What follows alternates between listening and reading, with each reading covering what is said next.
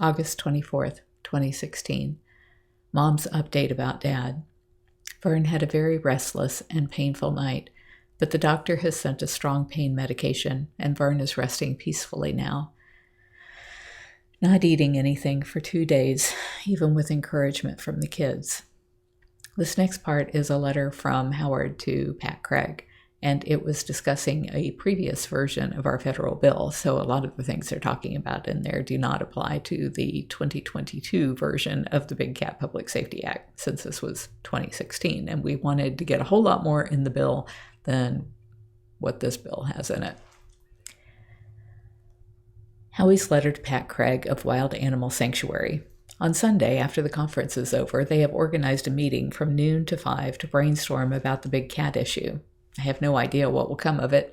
Could be a waste of time or prove productive. But at the very least, it should be interesting. I think because the people currently on the list below that I do know are some of the very sharp folks, and pretty unique opportunity to be in the room with people from so many organizations. The group is a rather unwieldy size, so it will be interesting to see how they conduct it. I have pasted into the info below. The contact at PAWS is Catherine Doyle. We went to the conference last year for the first time only because we were asked to speak. Agreed hard to get away. I think you could help us a lot on the ground experience to the group. Maybe you could arrange with Catherine just to come for Sunday. Info on Sunday attached with Catherine's contact info. Regarding the breeding, I think you make interesting points. A couple of comments. The bill grandfathers in all current owners, so they are not objecting based on their cats being taken away. Ohio had a couple issues that I think drove what is happening. One is they added caging requirements. People not meeting those is what appears to be driving the confiscations, along with some idiots just refusing to do the simple paperwork to register was also an issue. If they had just grandfathered in the existing owners, like the federal bill does, without adding requirements, that they would not have this issue. Second, they correctly did not exempt people with USDA licenses, which, as you know, is a huge loophole because anyone can get a license. So I think people with USDA licenses left the state for states where a USDA license exempts them from the state rules. The bigger mistake Ohio made, in my opinion, was exempting the ZAA, which I believe was driven by Kasich listening to Jack Hanna. The meaningful opposition to the bill is not from owners. Other than Antle and Tabreau, they don't have much of a following or resources to oppose. Mario Tabreau and or Antle have engaged a lobbyist to oppose the bill, and Ringlings Feld has lobbyists opposing even though we put in language to exempt Feld. That is the main opposition. A bigger issue really is ZAA. While some states have refused to exempt them from state laws, once Ohio did, it set a precedent, and some other states have followed, giving them undeserved credibility. And I have to give them credit. They have been smart. They hired a very experienced lobbyist who is well known to state legislators around the country, Alan Smith, as their executive director. The guy is smooth. I heard him speak to a committee hearing in Texas, and he makes this sow's ear sound like a silk purse. Plays on the small business sympathy and presents ZAA as the little guy's AZA. Meantime, some AZA zoos have joined ZAA as well. I think they do this to keep AZA off their backs, i.e., if AZA gives them a hard time, they just promote that they are ZAA, and the general public doesn't know any better.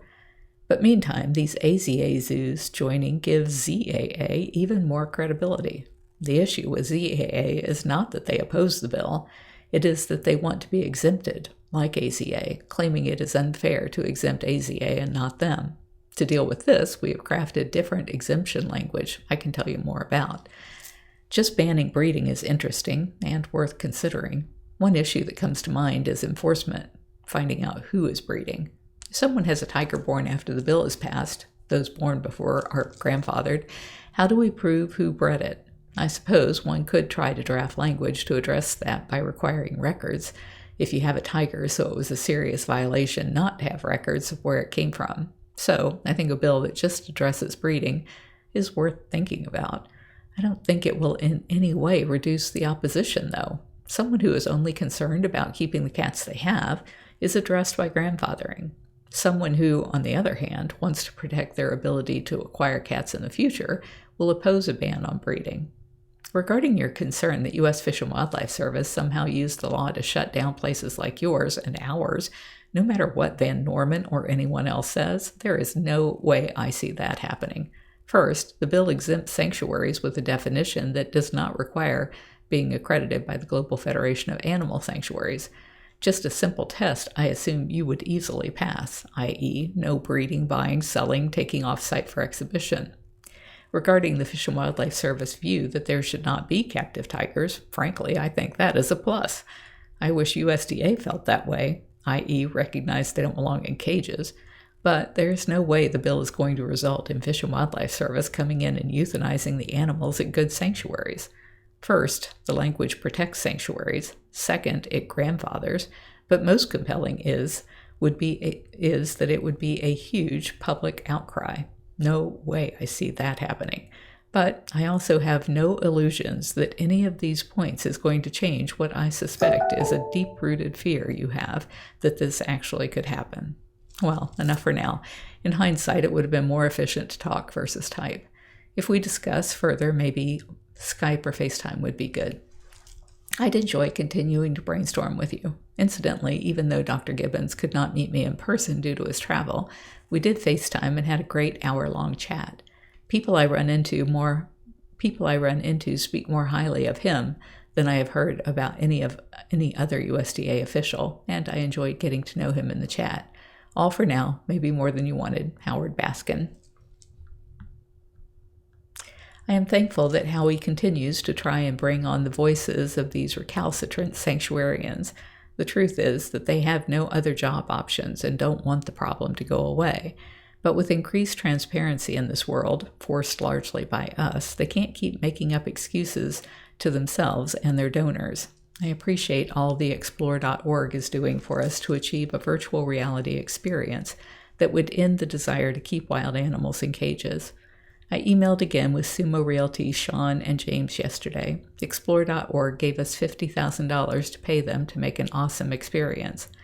I am using our cheap versions of their tools to try and make the most of our time filming with them, which has been set for September 6th through 8th. I'm glad there are cheap versions of their tools.